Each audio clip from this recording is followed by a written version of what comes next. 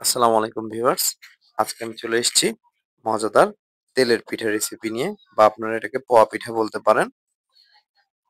দেখুন কতটা সফট হয়েছে এবং কতটা ফুলকো হয়েছে পিঠাগুলো।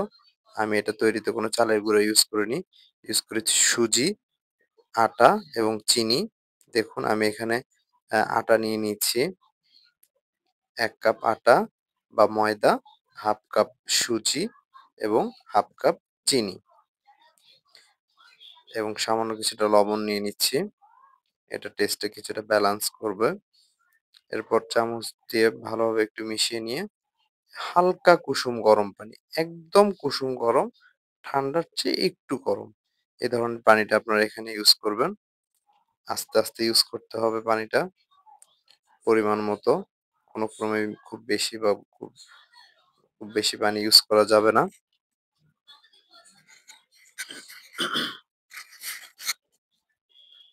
তো আমি এখানে হাতের সাহায্যে মেখে নিচ্ছি ডোটা।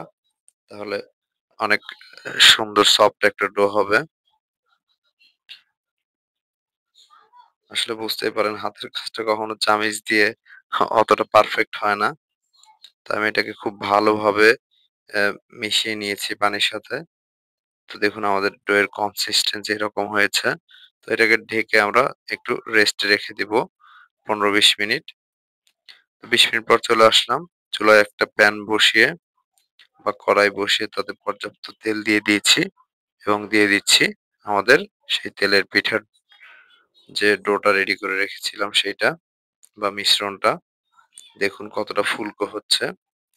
এক্ষেত্রে অবশ্যই আপনাদের ডো এর যে কনসিস্টেন্সি এটা স্বাভাবিক হতে হবে।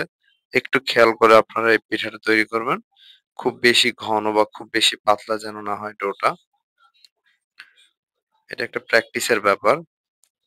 দেখুন এভাবে একটু গোল্ডেন কালার করে ভেজে নিবেন আপনারা, এবং এই পিঠাটা খেতে অনেক সফট হয়েছে। চালের গুঁড়া দিয়ে পিঠা তৈরি করলে সাধারণত দেখা যায় কিছুক্ষণ পরে হার্ড হয়ে যায়, বা কয়েক ঘন্টা পরে হার্ড হয়ে যায়, কিন্তু এই পিঠাটা তা হবে না। যারা সফট পিঠা খেতে পছন্দ করেন বা হাতের কাছে চালের গুঁড়োটা এভেলেবেল না থাকে, তারা এভাবে পিঠা তৈরি করতে পারেন। তেলের পিঠা এই শীতের সিজনে তেলের পিঠা খেতে অনেক মজা।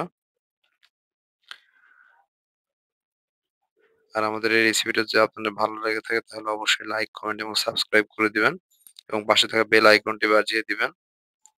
তো ভিউয়ার্স দেখুন কত অল্প সময়ে ঝটপট তৈরি করে ফেললাম আমরা তেলের পিঠা। এই যে আমি পরিবেশন করেছি একটা পিঠা, আমি এখন ভেঙে দেখাচ্ছি।